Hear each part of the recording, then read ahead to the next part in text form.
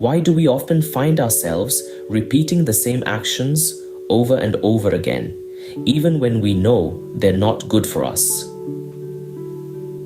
It's a puzzle of human behavior that continues to baffle scientists and philosophers alike. Welcome to the exploration of habits and addictions, and the journey of overcoming them. Take George, for instance.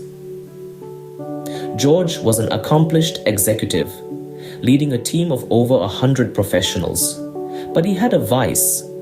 He smoked a pack of cigarettes a day for 15 years. He tried to quit multiple times, but always found himself reaching for a cigarette in moments of stress or boredom. Then George made a subtle shift.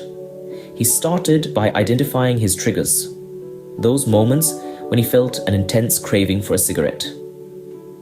He realized these were times when he felt stressed, overwhelmed, or simply needed a break. Instead of trying to fight his urges, George decided to replace them.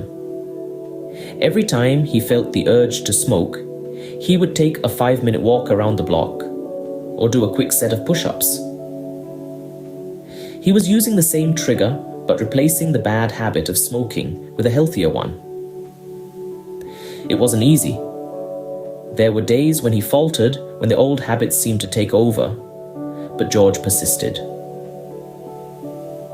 Slowly but surely, the cravings became less frequent, less intense.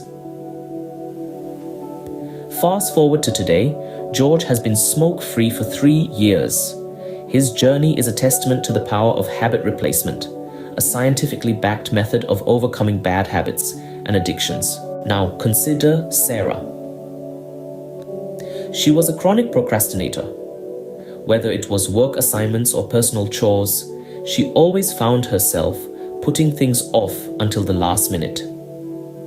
She found herself constantly stressed and overwhelmed, struggling to meet deadlines. Sarah decided to confront her habit of procrastination head-on. She started by breaking down her tasks into smaller, manageable chunks.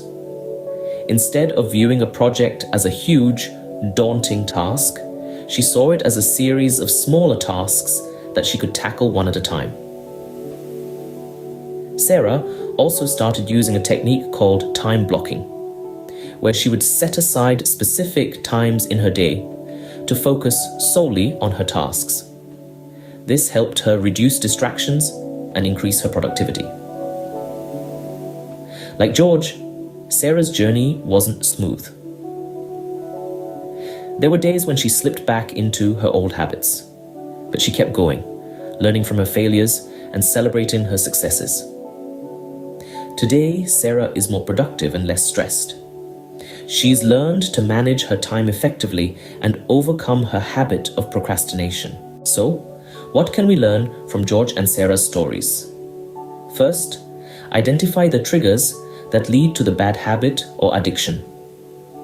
Second, instead of trying to suppress the habit, replace it with a healthier one. And third, break down overwhelming tasks into smaller, manageable chunks. Overcoming bad habits and addictions isn't easy. It requires patience, persistence, and a willingness to learn from failures. But as George and Sarah have shown, it's certainly possible. Remember, the journey of 1,000 miles begins with a single step. So, take that first step today.